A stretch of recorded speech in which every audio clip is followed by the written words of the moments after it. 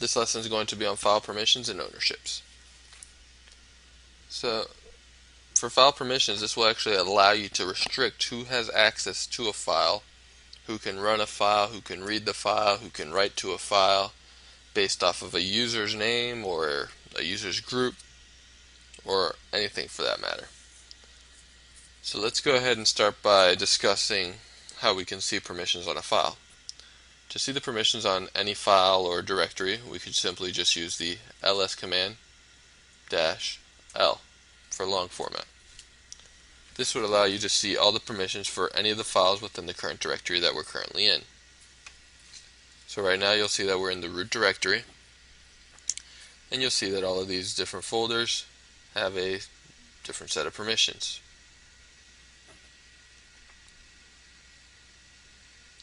So let's go ahead and talk about what each of these permissions are.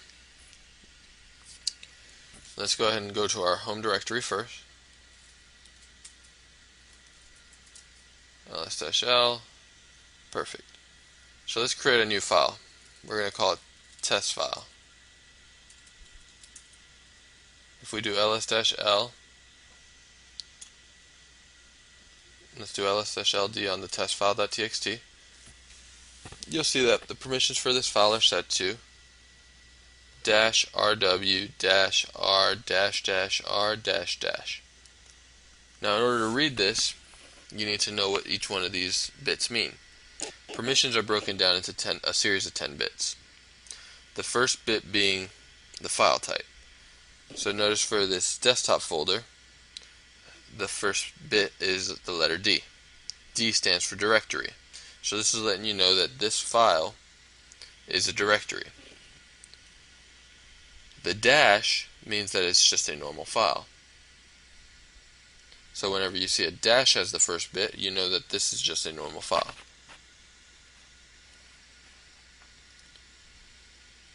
And then we have the next set of bits, which are broken down into 3 bits, or groups of 3. So we have RWX, which stands for read, write, execute, R-X, which is read and execute, and R-X, which is read and execute. Now the first set of bits is RWX, and this is for the actual owner of this file. So notice that the owner for this file is root. So root can actually read, write, and execute. So that means root could actually go into this folder, read what's in the folder, execute the folder, and write to the folder. If you look at the next series of bits, R-X, you'll see that it's only read and execute. The dash means nothing. That means that the group members do not have permission to write to this folder. And then we have the last set of bits, R-X as well, which means anyone else, or other, which means that anybody that's not a part of this group, root, and is not the root user, can only read and execute what's in this folder, or read and execute the folder itself. Now when applying permissions to a folder, if you're going to give read permission, you need to give execute permissions. But for a file, you can actually give read or execute depending on what you want to do. For instance, let's say you created a script and you only wanted a user to be able to execute the script but not read what's in it. You could actually just give the execute permission to that file, and the user would only be allowed to execute that file. So you'll notice that when we created this test file.txt, the default values were read, write for the owner, read for the group members, and read for anybody else. Now each of these bits represents a different number. For instance, since they're broken down in 3s, you can think of it as 421, 421, 421. The R standing for 4, the W standing for 2, and the X standing for 1. So when you see read, write, execute, that represents the value of 7. 4 plus 2 plus 1 equals 7. When you see R-X, that represents 4 plus 1, 5. Since there is no W, you just add an imaginary 0. And same for here. R plus X is 5. For this file, you'll see that it only has the R and the RW. So 4 plus 2 is 6. So you have your first permission, which is 6. Then you have the R, which is 4, and the other R, which is just 4. So let's say I wanted to change the permissions on my test file.txt, and I wanted anybody that's a part of this group or this user, I want to be able to read, write, and execute, but I don't want anybody else to be able to read, write, or execute it. So in order to do that, we would use the chmod, and with this utility we would actually be able to modify the permissions. For instance, so if we wanted the owner to be able to read, write, and execute, that would be 4 plus 2 plus 1, 7. We want the group to also be able to read, write, and execute, so read, write, execute. So 4 plus 2 plus 1, we have 7 again. And then we want everybody else just to not be able to read, write, or execute, so it would be 3 dashes, which would be 0 plus 0 plus 0, which is 0. And then you need to supply the file name. So now if you do ls-ld on that file, you'll see that the owner of the file can read, write, and execute. The group owner of the file can read, write, and execute as well. So let's go ahead and create some test users, and we'll test out some of these permissions. So first I'm going to go ahead and create a folder, and I'll call it shared. And I'll put it as the root, so root shared. But let's create a group called shared also. So we'll do group add shared. And now we're going to create 2 users. So we're going to do user add -g. We're going to make the primary groups, let's say shared. And this will be user 1. And we'll do the same thing for user 2. I'm going to go into this next tab that I have open, and I'm going to log into user 1. And I'm going to go into the third tab I have open and log into user 2. So if we do an ID, you'll see that this user is actually a part of the group shared, but has its own username. So now let's view the permissions on the folder shared that we just create. ls-ld shared, and you'll see that the owner can read, write, and execute, the group can read and execute, and anybody else can read and execute. So let's change the group membership for this folder. To change the group membership of a folder, you can use one of 2 utilities. We could do chgroup, and with this would actually allow you to update the group permissions on a directory or file. So for instance, let's say we needed this directory to have the group of shared, and then you would just apply the path for shared. So now if we did ls-ld on shared, you'll see that this folder is actually owned by the group shared. And the group shared can actually read and execute. We're going to want to update that though to make it so the group can actually write to this directory. So let's just do that real quick. We're going to want the owner and the group to write, so that's 7, 7, because we want read, write, execute on the owner, 4, 2, 1, and then we want read, write, execute on the group, which is also 4 plus 2 plus 1, and then we can actually give for anybody else 0, so nobody else can read from that folder. We would supply the path, and now if we did ls-ld on shared, you'll see that both the owner and the group now have full permissions to read, write, or execute to that folder. You can also use a different utility called chown, which is change owner. Now you can actually change the ownership, so change the username, who owns this folder or file type, and change the group at the same time. To simply just change the owner, we would just do chown space the username we want to change something to. So we'll do user1 space the file type that you're changing. So in this case it would be shared. So if we did ls-ld, you would see that user1 now owns this directory. Let's say you wanted to change the user and group at the same time, you could just simply do chown, and we'll do user1, which is the username, dot the group name on the shared directory. And this would actually change the information for that directory. Now instead of using a dot, you're also allowed to use a colon, which would have the exact same effect. So now that we have the directory set up with the permissions that we want, let's go ahead into user1, and we're going to create a file into that folder. So I'm going to create a sequence file for 100 numbers, and I'm going to redirect that into shared user1.txt. And I'll do the same for user2. So we'll do seq, but we'll do 1000 for user2. Redirect it to shared user2.txt.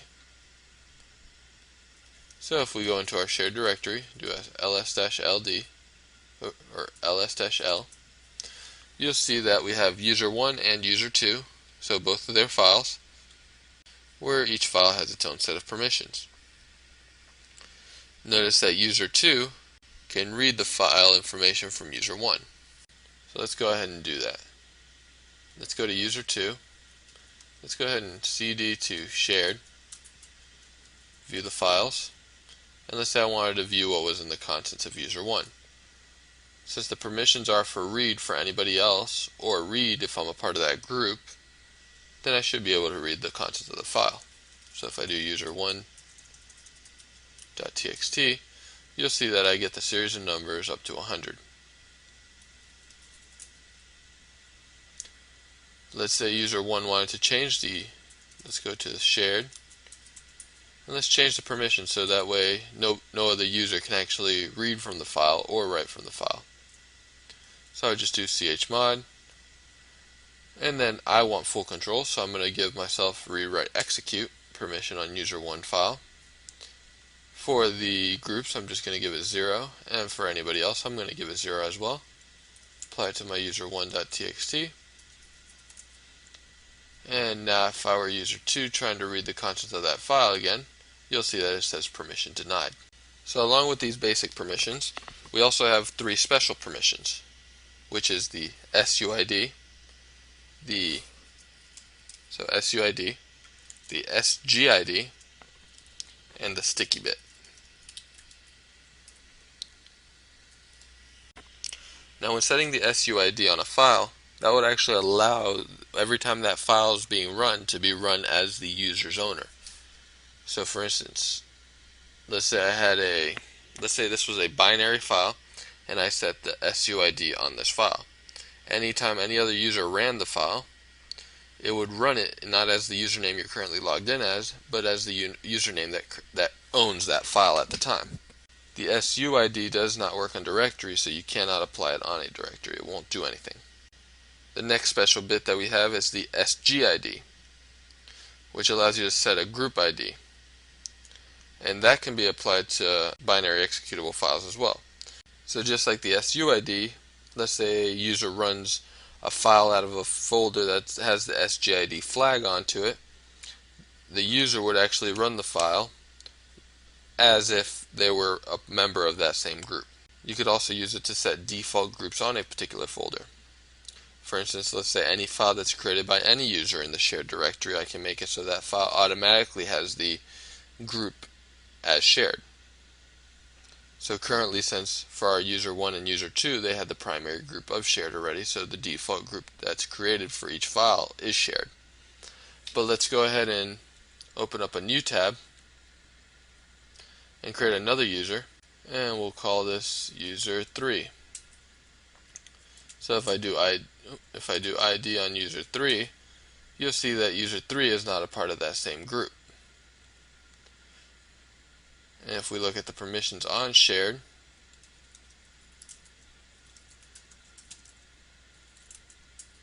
you'll see that anybody that's not a part of the group or the owner of that file cannot read, write, or execute into that folder.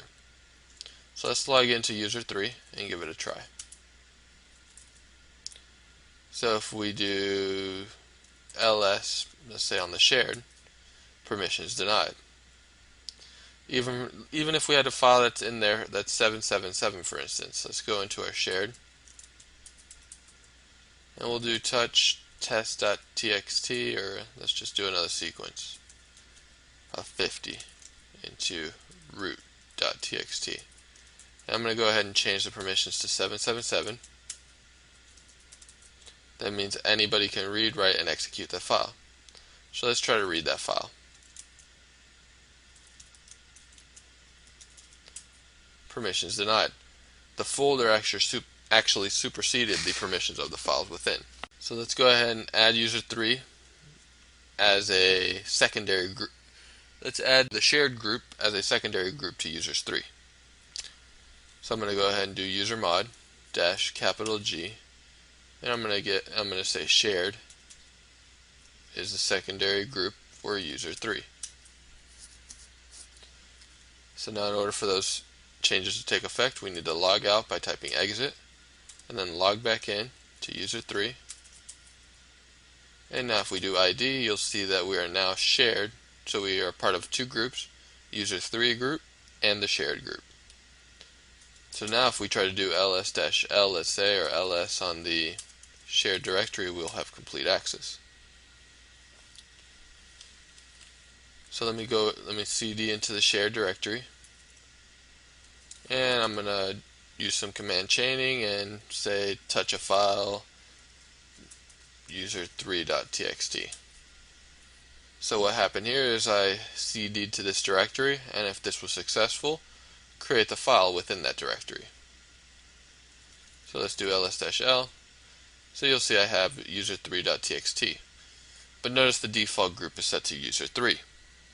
Let's say I wanted all of these files that are within this folder to automatically have the group determined for it as shared, the default group. But let's go into our root, and we're going to add a sticky, or not a sticky bit, but a SGID. So let's do ls-l. We're going to get out of there, and we're going to do chmod. First, let's look at the permissions on the shared folder, and you'll see that we have 770. So we're going to do chmod 770 on the shared directory. Now for these special bits, it's really a matter of just adding another number to the front. So if you remember the rule of thumb 421, just think of the SUID as 4, the SGID as 2, and the sticky bit as 1. So if we want to apply the group ID, we would do 2770 on the shared. And if we did ls-ld on shared, you'll see that now we have read, write, execute on the owner and read, write, execute on the group, but with this little S bit now, which lets you know that the GID is now set on that directory. So now let's go back to our user 3 tab, and let's create another file called user3-2.txt. If we do ls-ld, you'll see that the new file that we created is actually owned by the group shared by default. So now let me go ahead and try to remove a file. Since I have read and write access and execute access to this folder as any of these users, user 1, 2, or 3, that would mean that I can also delete files. So let's say I wanted to remove user 2's file. I could just do rm-rf on user2.txt, and the file would be gone. But let's say I didn't want users to be able to delete any files that they did not create themselves. Going back to the root tab, we can set the sticky bit permission on the shared directory. So remember, we did chmod 2770, So let's say we wanted the GID and the sticky bit. So the SUID is 4, the SGID is 2, and the sticky bit is 1. So we would just do the 2 plus 1, which is 3, on the shared, which would now give us the ls-ld on shared, and you'll see that we now have the sticky bit enabled. So let's go back to user 3, and let's try to delete user 1's file. And you'll see the operation is no longer permitted since I am not the actual owner of that file or the directory that I am in. But let's go ahead and take a look at who owns the directory, user 1. And let's go to our user 1 tab. And let's try to remove the users3-.txt. You'll see that I was able to remove it because I am the owner of the actual folder, the directory itself. So that gives me full permissions. Let's log into root.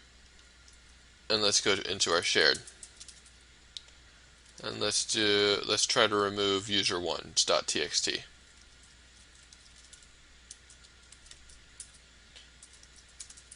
You'll see that the root user actually supersedes the permissions as well, because the root user has special permissions. So we talked about how to change the group owner, change the file types owner. We also talked about how to set permissions, change permissions, the special bits, the SUID, SGID, and sticky bit. So that wraps it up for this lesson on permissions.